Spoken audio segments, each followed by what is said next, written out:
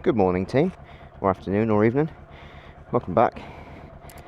Apologies for the delay in uploads and videos. I'm back on it, trying to make it work around life. Today, we're off for breakfast down at one of Cornwall's, in my opinion, best cafes.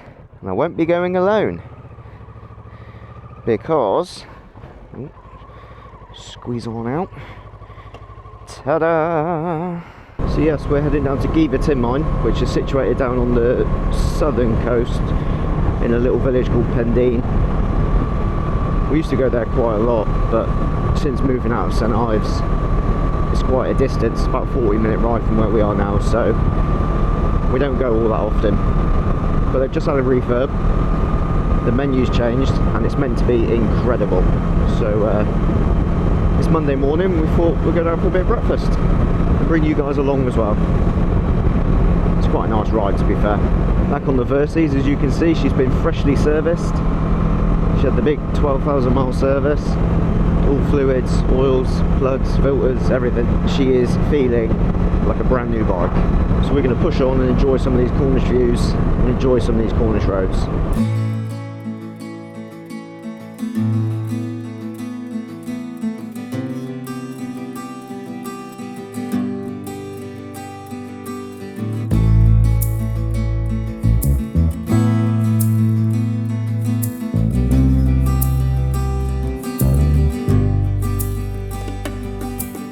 Oh, the motorbike gods have smiled on us today. Look at this weather.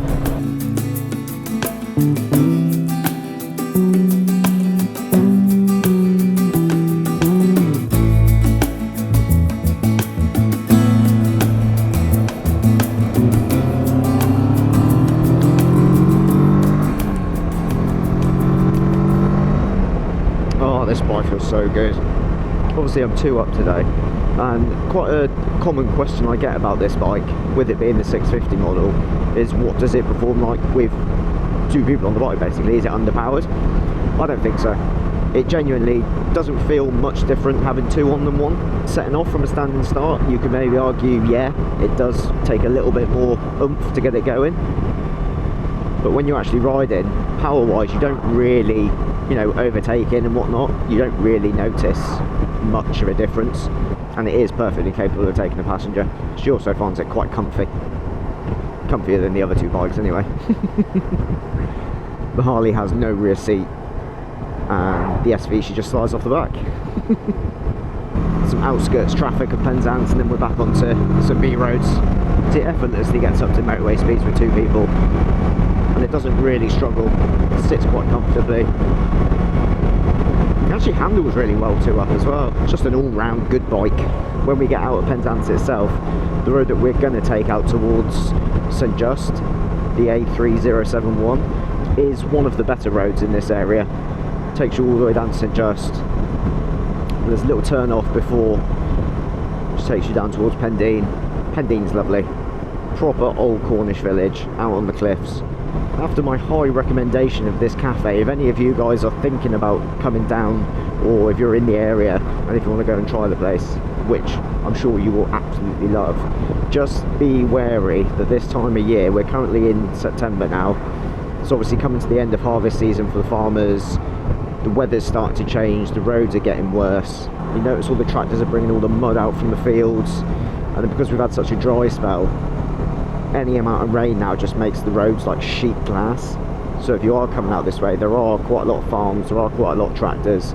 Just be wary that the roads are going to be pretty poo, or covered in poo. The temperature has actually dropped as well. It's a little bit nipsky.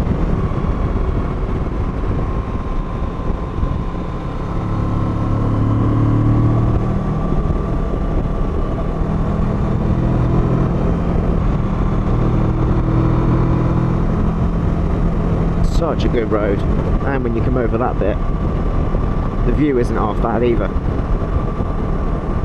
Look at that. Oh, this bike is such a joy. Been on the Harley most of the summer, not really ridden this bike a lot. Probably not going to be riding it as much either soon, because the SV is booked in for an MOT. Yes. So that means the old girl is back. She's fixed, she's rebuilt, done what I needed to do on the bike.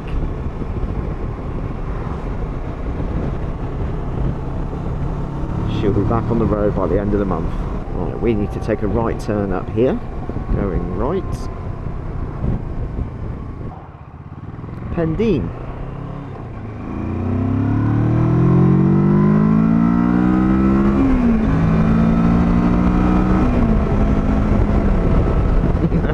She likes it when I go fast.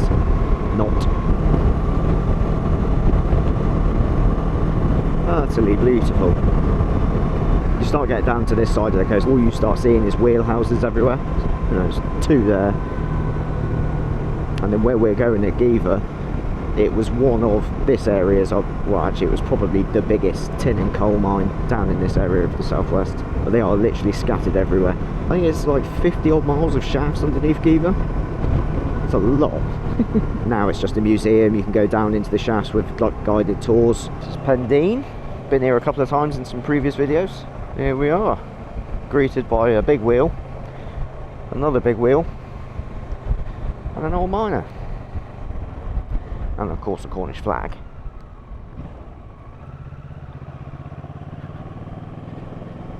Here we are.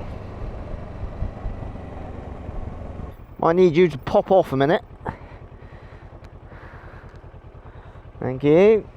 VIP parking. Here we are.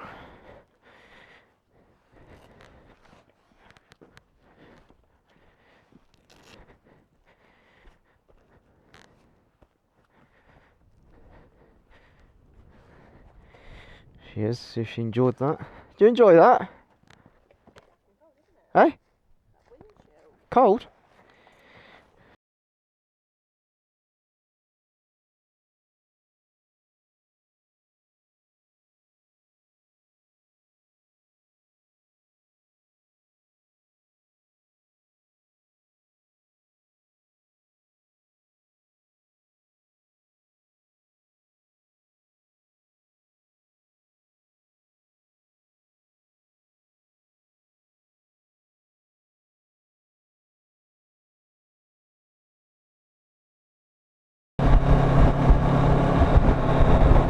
Well, that was bloody lovely.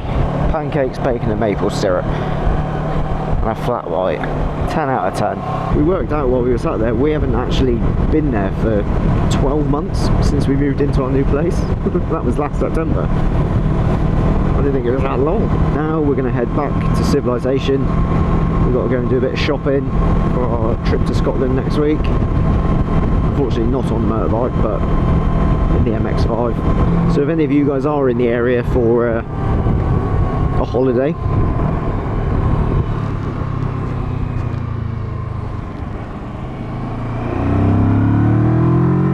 or you just want somewhere new to go for breakfast and you've never been, Geevor Mine is a must. Great food, reasonably priced, staff are lovely.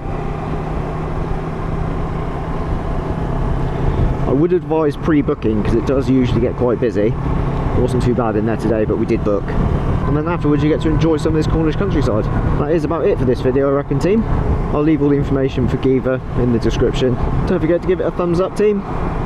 If you're new and you're interested in this channel, hit subscribe. Plenty planned. I'm back on it. Got a couple of trips in the pipeline. Things are looking exciting. So if that's of interest to you guys, hopefully I'm going to see you all in the next one.